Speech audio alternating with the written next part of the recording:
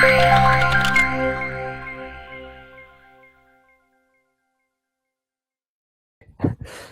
don't know if you can hear me correctly because this thing is in my eye. Okay. Okay. Yeah, like that? Something like that? You tell me. Okay, cool. So, I can see my own presentation. It's okay, no problem. No, it's cool.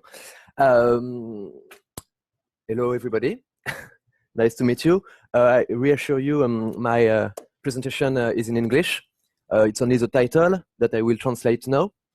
This presentation is colloquially called VR, a wonderful world, magical, enchanteresque of exciting possibilities and magical possibilities. And I will present myself quickly. I'm Alexis Moroz. I've been working as a game designer for the last 10 years for big companies like Ubisoft, Quantic Dream, or Gameloft. And for the 3 last years, I've been working as a freelancer game designer.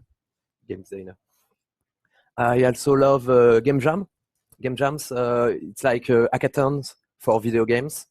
I've done more than 30 game jams, and I actually organize some of them with this association, Jamshaker. If you like game jams or the idea of creating games in 48 hours, check it out. So, let's start with a very fast history of virtual reality. Most of you, I guess, will be familiar with the main head-mounted display. That's what HMD means. The main HMDs that has been released in the last 4 years. But I wanted to start at the very, very beginning, more than, well, 20 years ago now. Wow.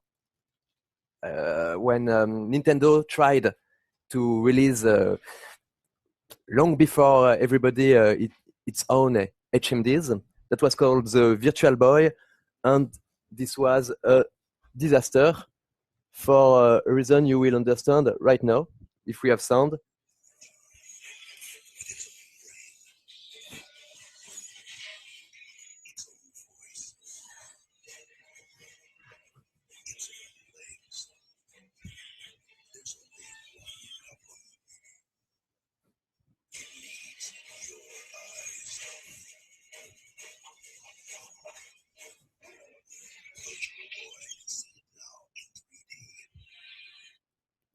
So this was a different time, and they didn't really know how to market it, I guess. That plus the fact that it was horrendous to play with. It was like this red world with minimal 3D effects, and I have lost my presentation. I just have to find back. Perfect. Thanks. So that brings us to like, wow, 5 years ago already. Because as you understood, it was like a wasteland for virtual reality between those almost 2 decades. The market was buried, not ready. The only things approaching to virtual reality during these days were Cave, a computer-assisted virtual experience. I think that's what it means. Those place where you project on the walls the virtual universe, and then the system track your eyes to see where you're seeing, looking at. And there were also like another underground community of enthusiast people trying to keep the VR dream alive. And actually, it's one of those enthusiasts that you obviously know, Palmer Luckey, that in 2012 kickstarted, you can say that, the virtual reality renaissance, as you know. So that's the famous video where he pitched the project for Kickstarter. It knew a huge success, and no less than 1 year later, the development kit 1 was available for everybody to try and develop things for virtual reality for only $300. So it was really cheap. considering how awesome it was compared to the last commercial release that was the Virtual Boy. And that's when, personally, I started trying to develop games for virtual reality. So this presentation will revolve around mostly the project, the game projects I worked on the last 4 years. So that's an example, a game actually made during a game jam. It's called Voice. It's like this very, very simple game where one guy has the HMD on its eyes, and he will see 12 doors around him or her. And then the other player outside the virtual world will try and describe him the right door, because as you can see, there are symbols on all the doors, and the only correct doors is shown on the smartphone of the other player. So it's just to show that it's very, very easy to make games for virtual reality, taking advantage of the sense of presence, the fact that you play by actually turning around, just looking around. As you can see, there is minimal interaction. You just have to press a space bar when you think you have found the right door. And there's this feeling of oppression because the sailing, is that how you call that? Yeah, is coming down on you. It will crush you in like 20 or 30 seconds, and you can see it coming closer and closer. And actually, if you lose, you can see your body being crushed. You cannot see it, but the camera is brought to the floor, and the effect is quite intestinal. And so that's the kind of thing I was trying to do.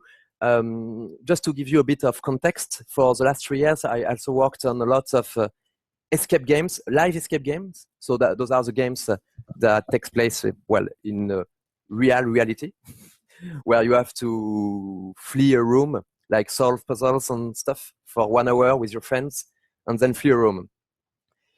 So that was done with the DK1, as you can see, DK1. But then 1 year later, 2 new headsets came onto the market. Those were the DK2, it's written on it, from Oculus.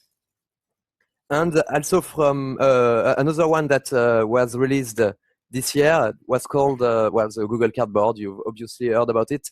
Currently, it's the most sold HMDs, and far, far above every other HMDs. Obviously, it only costs $10, and it works with your cell phone, so anyone can try that. And the 2 projects I made for those headsets were actually for an escape room. As I said, I worked a lot with escape games, and at the time it was the only way to introduce those devices to the mainstream, not mainstream, but in a consumer environment. And the thing with prisoners was really simple. You had to solve puzzles just looking into virtual environments. There was no interaction whatsoever. It was just communication with your friends. Oh, I see there is a number written somewhere, and your partner can try and input it to open something. And it was quite the same concept ideas for Première Pièce, an escape game, live escape game created for Google, where at the end the players could use 2 or 3 cardboards just to check virtual environment and find clues to solve the mysteries of the room. So in 2015, that's when the Gear VR was released. So the Gear VR is an HMD that works with your mobile phone, exactly as Google Cardboard, but a bit more sophisticated, as in it will include, it includes a few sensors like I don't know, gyroscope, I think, that will improve the head movements of the user, because with the cardboard it only relies on the sensors of the cell phone. But with the Gear VR, you have this added sense of tracking of move in the virtual environment, but still not so great for interaction. And you operate with constraint of the cell phone CPU, so you can do a lot.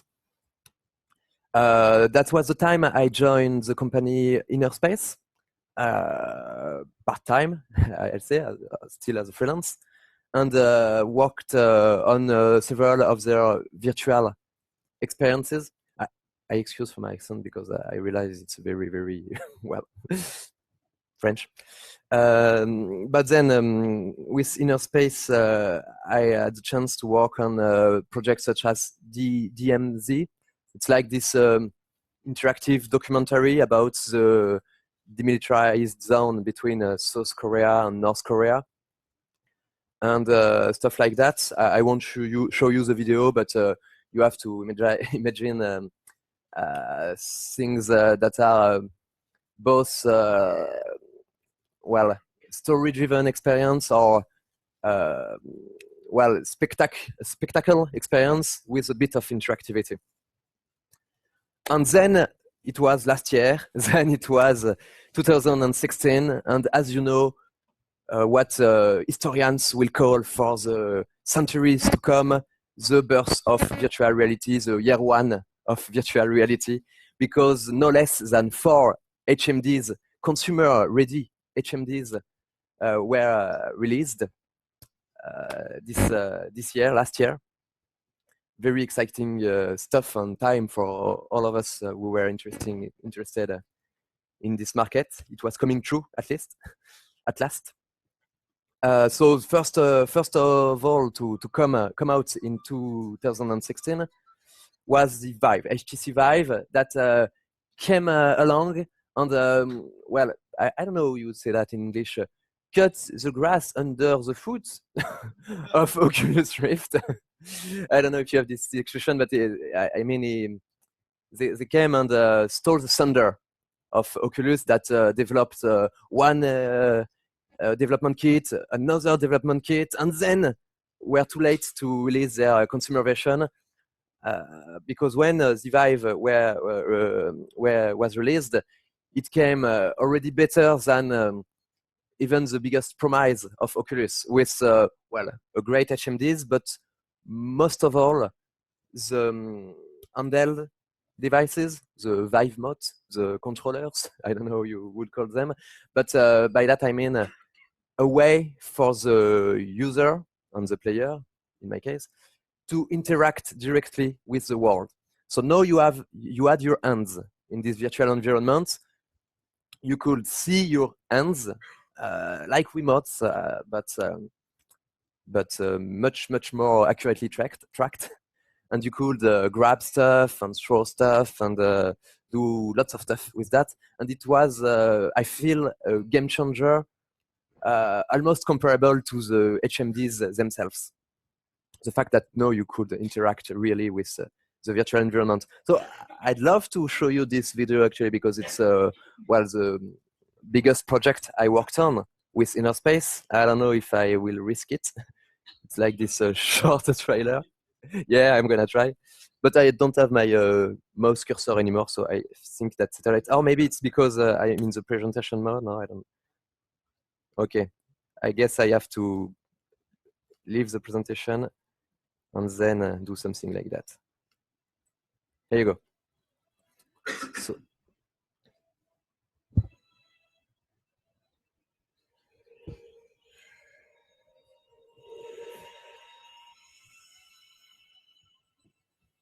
and so it happened that at the end of days, the old King Iskander, on the threshold of death, scoured the outer limits of the universe in search of the flower of immortality.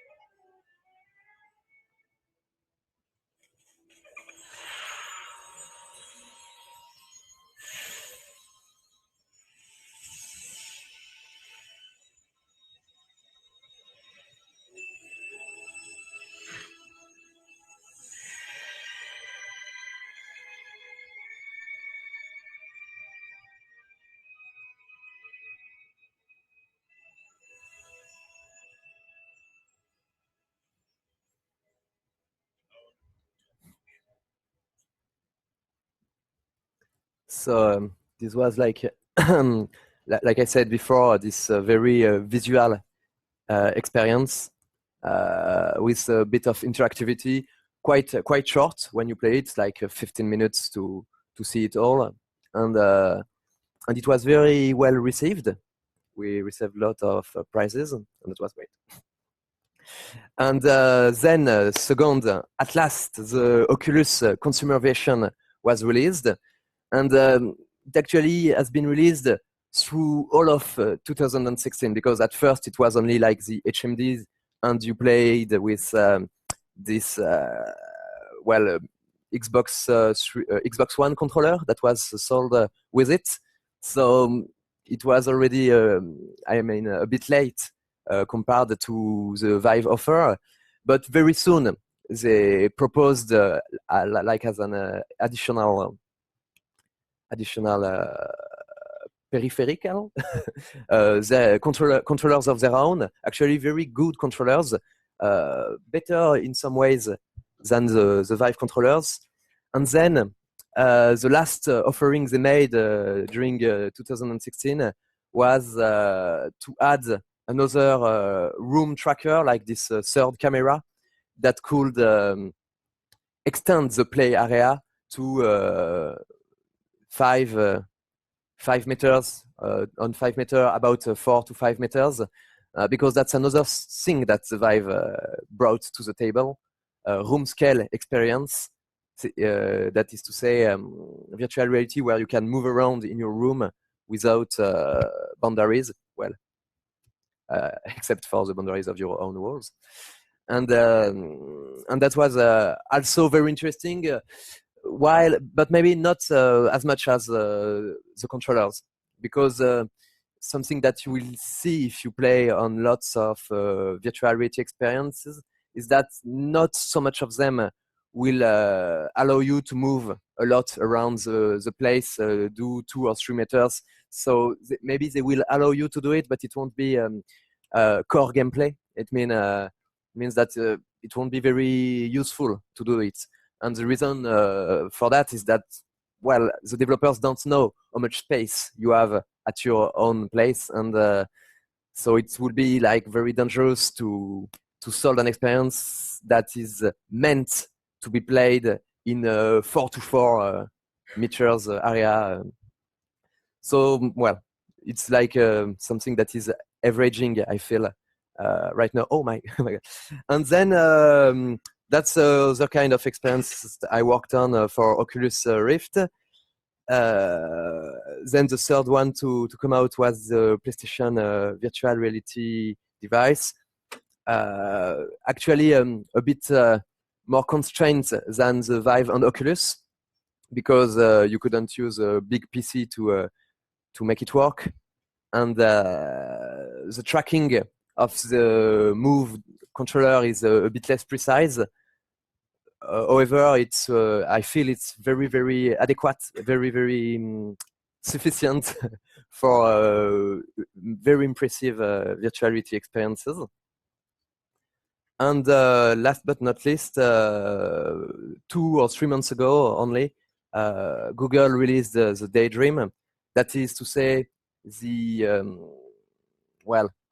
the roles of the mobile HMDs, meaning that it's like an high-end mobile device that allows to have a slight tracking of your hand with the small remote you can see. And the hope of Google with this device is to, well, have the main appeal of mobile HMDs while offering great experiences. So we'll see how it works. I won't show you the trailer, it's fine. You can find it online. So now the question is, what will happen in 2017? I can say for the HMDs that will release, maybe there will be others. We can others that has at least autant de as much success. Sorry, as much success as the one I talked about. A very relative success. It's important to know it's what is today's offering. I tried to sum it up with this final slide. And as you can see, you have 6 main devices. And while I was talking, you could maybe thought that it was this huge revolution, but as the numbers shows, not so much, because, well, it's still a very niche market. And it's very interesting to see all the current HMDs being sold today on this scale, because you'll see that the less expensive it is, obviously, the more it has been sold, but also, sadly enough, the less possibilities it offers for you as developers and creators. So it's like this unidirectional scale where, well, I said it, the more expensive it is, the better it will be, but you will only speak to 200,000 people only. So I think that's it. If you have any question about those HMDs, games I worked on, or games that are possible today with each of those, I will be more than happy to answer them. Okay, thanks. If you make a game on the HTC Vive, is it easily to make it compatible with the Oculus Rift? Yeah, actually the specifications are quite similar. I mean, from a user